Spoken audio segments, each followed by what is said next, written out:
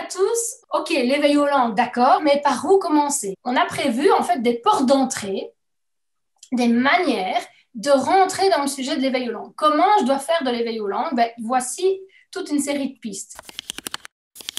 Rendez l'enfant acteur. On découvre les langues de nos amis dans le pays. C'est parti, youpi, youpi! Nous, on est Tradanim et notre spécialité, c'est l'apprentissage précoce et ludique des langues. Certains souffrent vraiment de ne pas avoir d'aide. Nous, on s'est dit qu'on allait partager nos idées.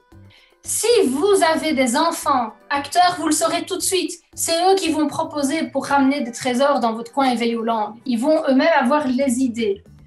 C'est eux qui vont faire des liens. Ils vont faire des liens eux-mêmes en disant « Mais oui, mais c'est ça que j'ai vu au restaurant. Ou au restaurant chinois, il y avait des écritures comme ça, madame. Oui, je reconnais. » Et ça, quand ils font des liens comme ça, bingo, quoi. C'est juste, c'est bien. Vous êtes au bon endroit, c'est bien, super. Et des enfants qui demandent plus. Oh madame, comment on dit, je sais pas, vautour argenté en italien? Ah, ok. Bon alors là, n'ayez jamais peur de leur dire, je ne sais pas. Mais tu sais, toi non plus, tu ne sais pas. Et donc, qu'est-ce qu'ils vont faire?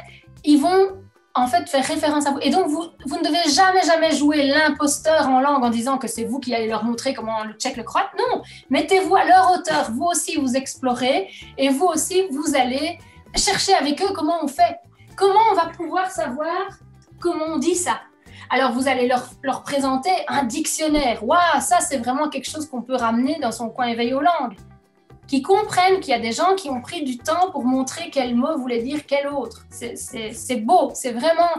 Moi, ces moments-là, je vous les partage parce que pour moi, c'est plein d'étoiles dans les yeux de ces enfants-là qui découvrent. C'est vraiment trop beau, quoi. Donc, si vous pouvez leur montrer un dictionnaire, ils vont comprendre. Si vous pouvez leur montrer que sur Internet, on peut taper et avoir une réponse et que, voilà, ça peut être chouette aussi. Et surtout, faire appel à des ressources extérieures.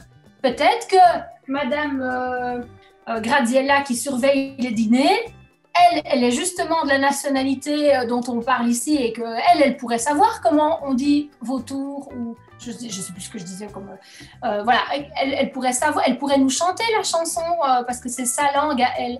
Oh tiens, si on l'invitait en classe, voilà. Donc ça, ce genre de lien là, alors là mes amis, surtout c'est vraiment le truc à faire. Parce que c'est ça l'éveil aux langues, c'est faire des liens entre ce que vous voulez leur montrer et ce qu'ils vivent eux. Comme on a dit, efficace, concret, le plus simple possible et pas du stress en plus. Voilà, j'espère en tout cas que ça a pu avoir un effet positif sur votre pratique. Et ça, vous nous le direz et j'attends vos retours avec impatience. Génialissimo!